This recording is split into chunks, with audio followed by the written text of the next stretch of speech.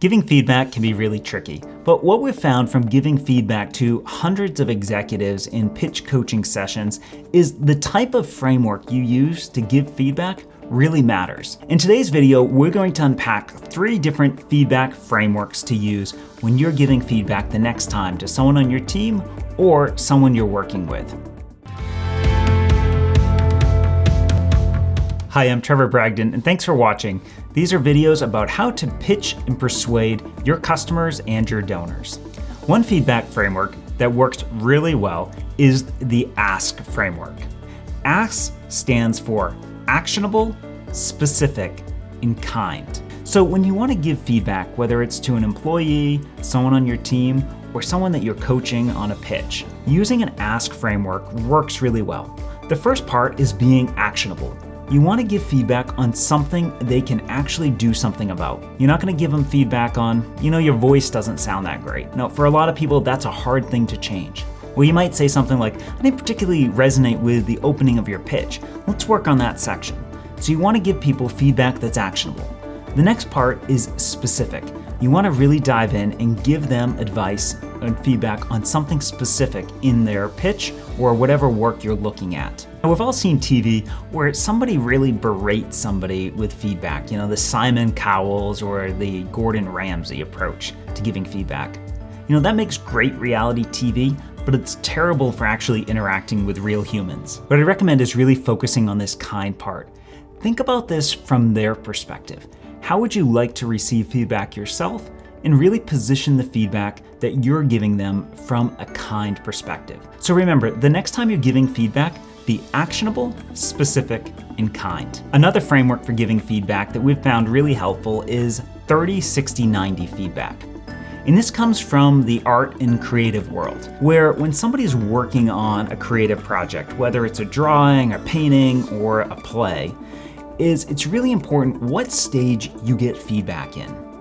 So if you just wait until the end, you've created the whole thing and you're asked for feedback, you might have some really big problems with it. Maybe your structure's completely off, or maybe it just doesn't quite look right for the medium you're trying to use. So what they do in art schools is this feedback process called 30-60-90. And that's where you check in and get feedback from people on your team, your supervisors, or other people and peers in your network at different points in the creative process. The first part is you get feedback at the 30% mark. That's roughly where you have a good outline, you kind of have the structure together if it's on a pitch, and you just want to see if this framework works, and get feedback on kind of the big picture components of it. Then you want to get the second round of feedback around the 60% mark. That's where you've gotten most of it done, you have a pretty good first draft through, and you really want to get feedback on what resonates, what lands, and where are the points where you really have an emotional connection to a pitch. The last section is 90%. That's more where you're looking for polishing feedback. You're looking for maybe, tweak a word here, or, that last sentence doesn't really land. Maybe if you reframe it a little bit. This is feedback where you're really looking to polish and improve everything that you've worked on so far. This is really fine, detailed feedback, and you're not wanting to make really big structural changes at this point.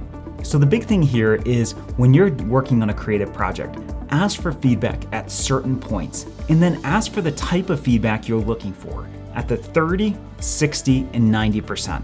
At the 30%, look for big structural components, and does this work?